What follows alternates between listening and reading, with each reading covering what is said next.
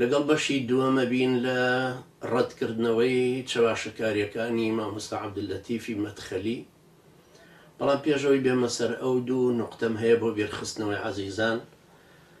یەکەم تکا لە هەموو ڕەوتەوانانی عەزیزەکەم و هەروەها لەو برا بەڕێزانەش کە ئێمەیان خۆشەوەیە خۆیان بە دۆستمانەزانن کە لە باسکردن و تەعلیق و کۆمنت نووسین و لە پۆستکردن و لە باسکردن و لەو شتانەیە سنوورەکانی شەرع بپارێزن.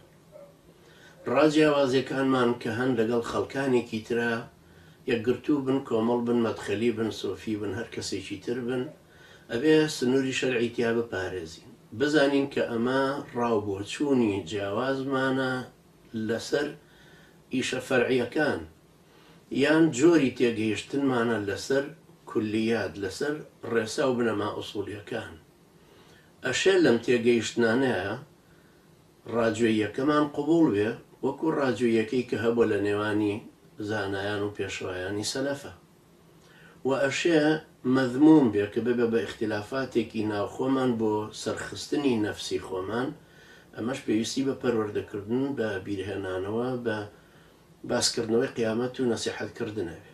لەبەرەوە تکام وایە لەو برا عەزیزانە تا بۆتانەکرێ خۆتان کۆنتڕۆڵکەن، وشەی نابەجێ بەکارمێنن. هەندێک کەس کە ناو ناتۆرە دروستەکە، ناو ناتۆرە هەر نابێت، چونکە خوای پەروەردگاریش ڕێی لێگرتوین و پێغەمبەری خوایش عەلەیهی سەڵات وسەلام داوای لێکردوین کە ئەو شتانە خۆمانی لێ بگرینەوە.